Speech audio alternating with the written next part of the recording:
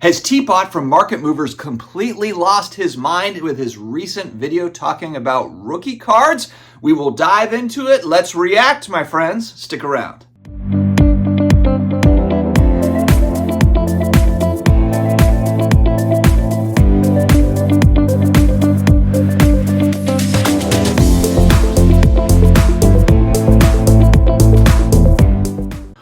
What's going on, sports card hobby family? Another football Sunday. We have made it. The 1 o'clock games start here in a few hours. And as I'm sure that you are, I am extremely pumped for a full day of football goodness. If you're new here, you're looking for daily sports cards and collectibles content, friends, you've come to the right place. Don't forget to hit that subscribe button down below. Also connect with me on IG for goofy dad joke type meme stuff, as well as card talk. Huge shout out to today's video sponsor, Hake's Auctions. Their huge November auction ends in just over 3 days. Don't miss the boat. There's an incredible Jackie Robinson card that you don't see every day, the rare Sports Authority card.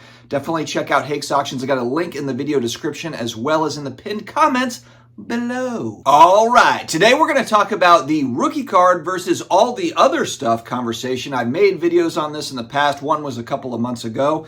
And T-Pott made a video here yesterday, the day before. Very, very good video. One thing he throws out in the beginning of the video, which I don't even think he really needed to, frankly, was he was basically saying that from a collecting standpoint, not a bad idea to look at the 3rd year, 4th year, 5th year, 10th year card or whatever it is, but not necessarily what he says from an investment quotations mark standpoint. But let's not kid ourselves. When we put our hard-earned money into fairly expensive cards, if you're buying dollar cards, if I'm buying Bobby Hebert cards, I'm okay if that doesn't gain value over time. I understand what I'm getting into. The Raging Cajun, he's not for everybody.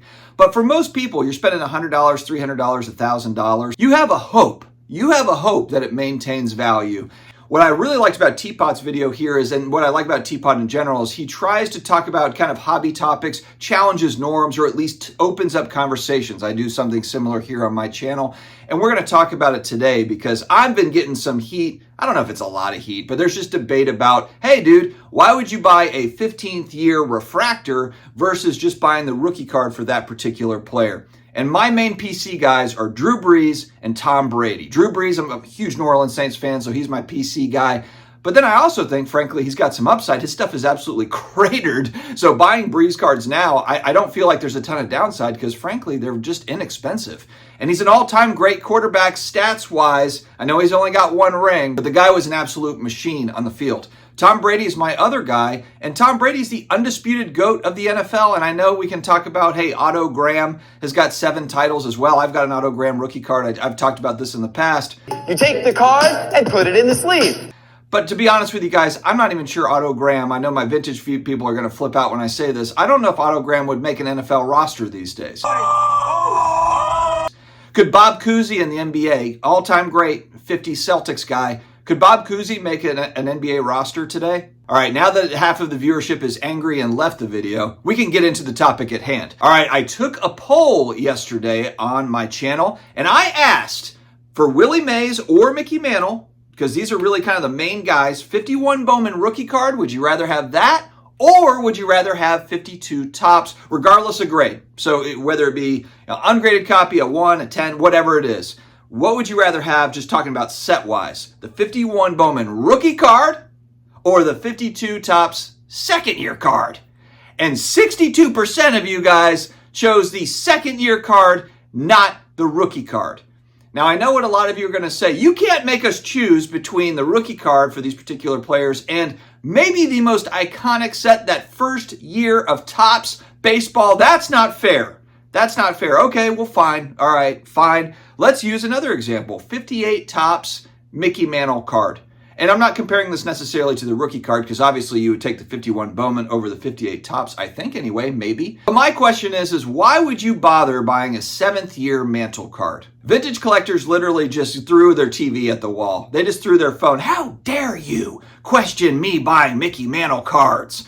Well, what's the difference between buying a 7th year Mantle card and a 7th year Brady card?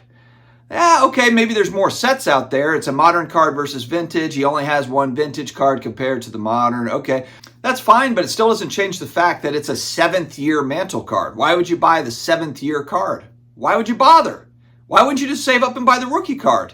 if we're using that logic, would I buy a 2015 numbered Prism Tom Brady card over a 2000 Pacific Tom Brady rookie card? Because I get this pushback. Actually, shout out to Ziggy. He's one of the ones that kind of questions me on this. Rookie cards always, don't bother with 15-year whatever refractors. And look, it could very well be true that the 15th year cards, they don't hold value over time. Maybe they go to zero. We're all speculating here. I'm not pretending like I'm right. I'm just debating this topic because I would much rather, me personally, have a low-numbered 15th year refractor or a Prism card over a 2000 Pacific Tom Brady card. A lot of this has to do with what player you're picking. I think that's really kind of the thing that the huge differentiator here is when we're talking about holding value over time. Is this person an all-time great? And really, I'm not even talking about a Hall of Famer. I'm talking about a GOAT, an all-time great player. That's really what matters to me, I think, when I'm buying a 15th year refractor card. Money moves into the best players, most of the money. Not all the money, but most of the money. Most of the vintage baseball is tied up in Mickey Mantle, Babe Ruth, Willie Mays, Ty Cobb. It's locked into maybe, 10 players? I would bet that 95% of the vintage baseball card money is wrapped up in 10 players or less. I would bet. And I'd be curious if anyone has this sort of data. The vintage baseball folks out there, if you have any sort of data on this, and probably really tricky to track. But when we're looking at just how much money is siphoned up into the GOATs versus the other Hall of Famers, I bet it's 95% to 5%, 95% GOAT stuff. So when I'm talking about Tom Brady, I've essentially picked the GOAT. I picked the guy. I picked the Babe Ruth. He's just modern day Babe Ruth of football cards. We can debate too if today's prices are still too high. Maybe that could be true. Maybe I'm catching a falling knife with some of these. But I've also looked at it as like, am I comfortable with paying this price? And if it drops in half, would I buy more of them? And the answer is yes. So that's kind of where we're at. That's how I usually gauge where I'm going to buy in at certain price points. And guys, we're at 2.5 year lows for a lot of this stuff. I'm not buying high on anything right now. For most cards, people that are buying cards currently in today's world, they're not buying at all-time highs. Stuff has been coming down for a while. This is going to be a fun case study as we look into the future, 10, 15, 20, 30 years. Because the card market is different than it was 10 years ago. It's different than it was 20 years ago. It's different than it was 30 or 50 or 60 years ago. And what is the evolution going to be? And I personally think when you just look at what people are collecting or speculating in or investing in, whatever you want to call it, there has been a lot more of a focus around low numbered. I'm not necessarily talking about spending huge money on stuff numbered to $2.99. Of course, it's all relative depending on what we're talking about. But lower numbered type stuff over time and just people really enjoying the aesthetics of certain inserts. Or, look at all the 90s collectors right now. All the 90s collectors, they're not collecting the 96 Topps Chrome Kobe Bryant base card.